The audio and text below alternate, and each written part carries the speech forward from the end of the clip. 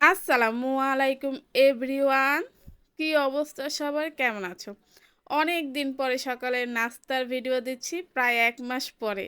কারণ গত 1 মাস তো রোজা ছিল। খুব ভালো একটা দিন কাটিয়েছিলাম। সকালে উঠেই দেখি মা গরুর গোশত কষাচ্ছে। আর আমি যদি ভিডিও না করি তাহলে খারাপ দেখায় না? ভিডিও করতে করতে মনে হলো কি 1 পিস গরুর গোশত নিয়ে নাস্তাটা কমপ্লিট করে ফেলি। আলহামদুলিল্লাহ নাস্তাটা কমপ্লিট করেছি। দেখো মা গরুর গোশত একদম রেডি করে ফেলেছে। রান্নার ফাইনাল লুক মাশাআল্লাহ একবার হলো বলে দিবে কিন্তু।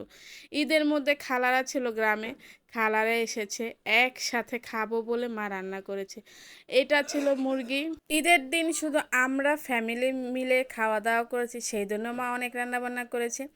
আজকে শুক্রবার, মানে গতকালকের কথা বলছি, যেহেতু খালামণি গ্রাম থেকে আসবে, আমরা একসাথে ভাত খাবো বলে মা বলছে রান্না করতে। তো মাই সব রান্না করছে, আমি শুধু রোস্টটা রান্না করছি। রোস্টের রেসিপিটা আর দিচ্ছি না, অনেকবার দেয়া হয়ে গিয়েছে।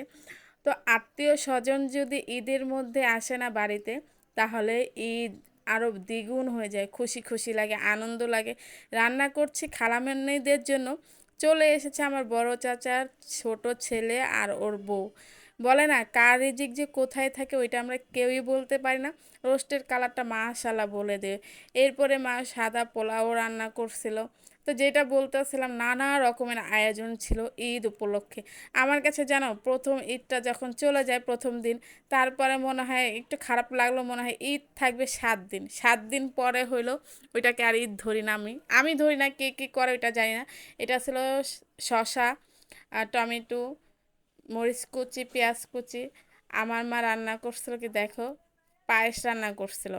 পায়েসটা না অনেক মজা হয়েছে, পোলাওর চাল দিয়ে দুধ দিয়ে রান্না করছিল, খেজুরের গুঁড়ো দিয়েছিল কিন্তু। মা লাচ্চার সময়ও রান্না করেছে। লাচ্চার সময় বরাবরই আমার অনেক ভালো লাগে। সবাই ভালো থাকবে, সুস্থ থাকবে, আমার ভিডিও বেশি বেশি দেখবে, আমার জন্য দোয়া করবে। আল্লাহ হাফেজ, আমার কথা মনে রেখো।